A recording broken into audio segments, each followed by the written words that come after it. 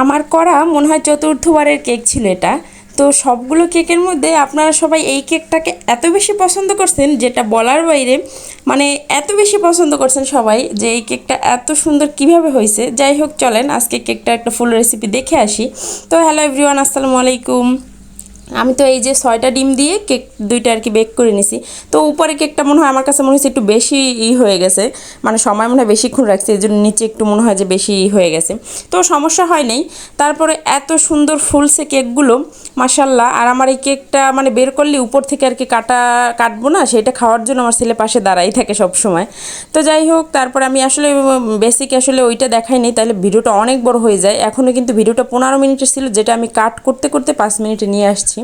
তো যাই হোক, আপনারা তো দেখলেন আমি লেয়ার লেয়ার করে কেটে নিছি কেকটা। তো সব থেকে বড় কেকটা ভালো হয়েছে আমার কাছে মনে হয়েছে, অনেক বেশি সফট হয়েছে। এই যে বড় কেকটা এত বেশি সফট ছিল বড় কেকটা, যা বলার বাইরে। ছোট কেকটাও সফট হয়েছে, কিন্তু ওইটা আরও একটু লেয়ার করলে ভালো হইতো, মানে মোটা মোটা হয়ে গেছে, মানে ওইটা একটু হাইট ছিল তো এই জন্য। তো যাই হোক, তারপর আমি এই যে ক্রিম নিয়ে নিছি। আর অনেকে জিজ্ঞেস করছিলেন আমি কি ক্রিমটা ইউজ করি। আমি আপনার কি বলে ইনস্টা অফ হোয়াইট মেবি, হ্যাঁ ওই ক্রিমটা ইউজ করি। আমার কাছে ভালোই লাগে, দেখি ওইটা ফ্লেভারটা অনেক সুন্দর।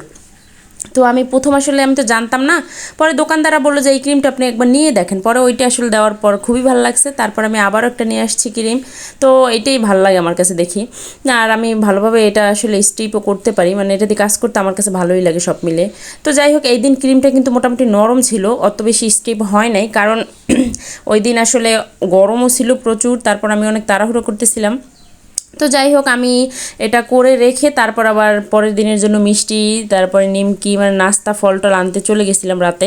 তো এই জন্য খুব তাড়াহুড়ো করতেছিলাম, মানে কেক ক্রিমটা একটু নর্মালে রাখতে পারলে তাহলে দেখা যায় আরেকটুই হয়ে যেত। কিন্তু সমস্যা নেই, কারণ কেকটা আমি সারা রাত আসলে এরকম একটু কোটিং করে সারা রাত ফ্রিজে রেখে দিছি। পরের দিন সকালে উঠে ফাইনাল ডেকোরেশনটা করছি।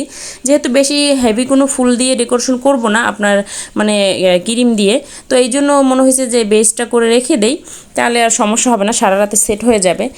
তারপরে এই যে ছোটো কেকটা নিয়ে আসছি ডেকোরেশন করার জন্য। তো আমার কাছে মনে হয়েছে ছোটো এই কেকটা আর একটা লেয়ার করলে খুবই ভালো হতো, কারণ সুগার সিরাপ দেওয়ার পর তো লেয়ারগুলো আরও ফুলে। তো কেকটা আমার কাছে মনে হয়েছে সুগার সিরাপও আরেকটু বেশি দেওয়া উচিত ছিল। তো যাই হোক, সব মিলিয়ে টেস্ট মাশাল্লাহ ভালোই ছিল, মানে আরেকটু পাতলা করলে খেতে আরেকটু ভালো লাগতো। তো যাই হোক, আস্তে আস্তে হয়ে যাবে। আমি তো নতুন, সবাই জানেনি, আমি তো প্রফেশনাল হইতে সেভাবে পারি না।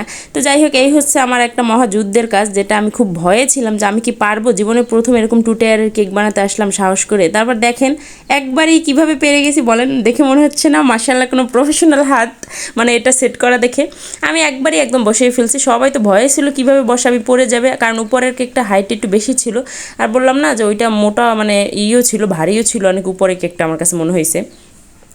তো যাই হোক, তারপর করে নিলাম। আমার কাছে আসলে পারফেক্ট সেভাবে মোল্ড ছিল না, আমার কাছে বাসায় টিফিন ক্যারিয়ার বাটি ছিল, সেই বাটি দিয়ে একটা বড় একটা ছোট সেভাবেই করে নিছি।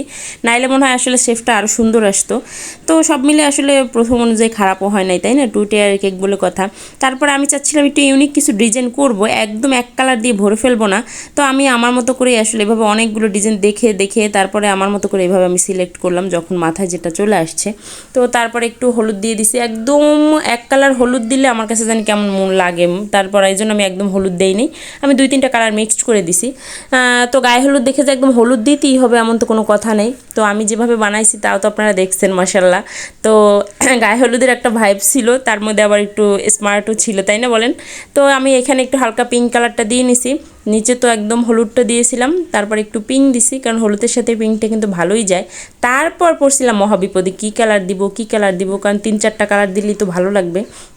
তো তারপরে এই যে আমি তো অনেক চিন্তা চিন্তা করে করে তারপর লাস্টে এইরকম কালারটা দিলাম, হালকা পাতা কালার, যেটা না পাতা কালার না, এটা কী বলে।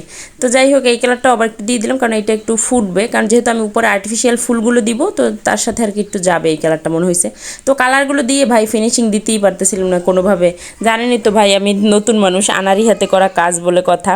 তারপরে এই যে দিলাম কালার দিয়ে, কোনোভাবে ফিনিশিং করে দিছি, কিন্তু খারাপ লাগে নাই, মোটামুটি ফিনিশিং ভালো আনতে পারিনি। কিন্তু তারপর যখন এই ফুলগুলো দিয়ে সেট করে দিছি, দেখেন ফুলগুলো দিছি আর মাশাআল্লাহ এখনই সুন্দর লাগতেছে। তারপরে সুগার বলগুলো দিয়ে দেওয়ার পর তো তার চেহারা আরও খুলে গেছে। তারপরে তো মানে এত ভালো লাগছে, তা আমার কাছে মানে খুবই ভালো লাগছে কেকটা, যা বলার বাইরে। সবচেয়ে মজার কথা হচ্ছে খেতে অনেক বেশি মজা ছিল, যারা খেয়েছে প্রত্যেকটা মানুষের আসলে বলছে যে খুবই মজা হয়েছে। আর লুকটা তো একদম ইউনিক ছিল। এই যে আমি তারপর বড় কিছু সুগার বল দিয়ে দিছি। তো যাই হোক, সবাই আমাদের ভিডিওগুলো দেখবেন, আমাদের পাশে থাকবেন, দোয়া করবেন। সবাই ভালো থাকেন, আল্লাহ হাফেজ। আবার আরেকদিন চলে আসবো নতুন কোনো একটা ভিডিও নিয়ে। এই হচ্ছে দেখেন আমাদের কেকের ফাইনাল লুক। মাশাল্লাহ মাশাল্লাহ বলে যাবেন।